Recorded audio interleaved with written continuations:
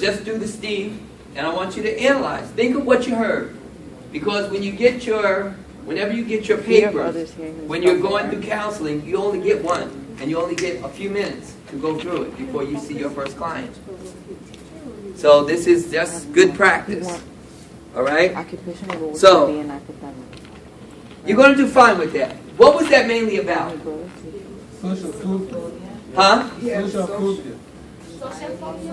What was wrong with Steve? He had a social disorder. All right? Be more specific. He was afraid to speak in public. He was afraid to speak in public. Others hearing him receiving him as ignorant or stupid. See, oh, you got that one pretty good. Paranoid too. Paranoid. What else? They were afraid people would talk negatively about him. All right. He think people talk negative about him.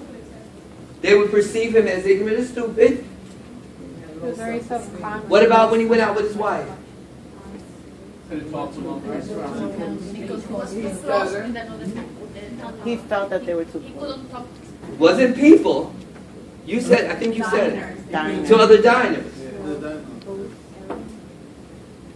All right. So you have something to work with. All right. But you will get the actual case study in the And what's the exam. question? We just have to analyze. You have to do the case study on Steve. Oh.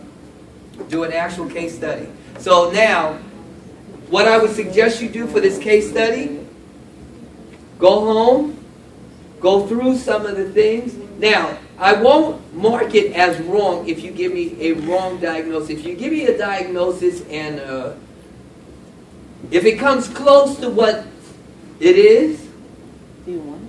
I will give you credit for whatever it is. But you have to do some research on this. Before the test, you mean? Yes. You could do it now, like throughout the week. Think of the things that you wrote down. As I said, when you're doing stuff like this, when you're doing a case study, you have to make sure that everything you do, you're going to get it one time. A doctor will just come up and say, okay, this is our thing for the day, blah, blah, blah, blah, blah. Let's go to it. Yes? With the other pieces you gave us when we diagnosed, can we use V codes? Like the V codes that they have now in the DSM? Yeah, you could go use, that's why I said work on it this week. Go in the DSM and go through some of the symptoms. Do you want it though? There's a lot you can do with that.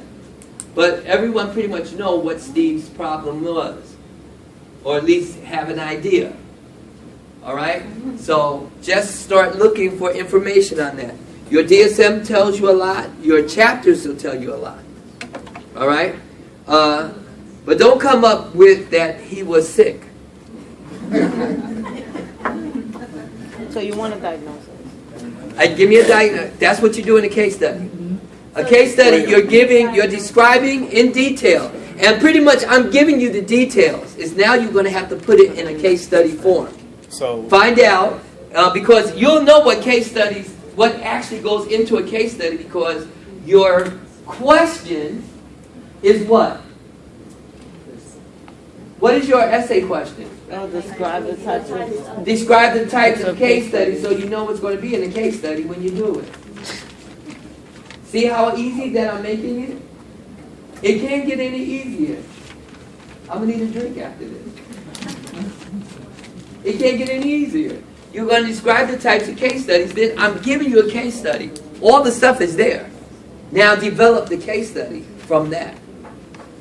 All right? So you have things that you really have to work on and start really focusing on certain things, certain keys. The DSM-4 or the DSM-5 is a good place to start. All right? We can use the 4? So we can use the 4? Yeah, but when you do it, let's say if you're going through it, you're studying it, compare it to the DSM-5, make sure that you don't, right. But you can always do DSM-4. You drop That's okay. Thank you. All right, so let's finish out our last 10 questions. Oh, okay. There's more. All right, are we comfortable with so far?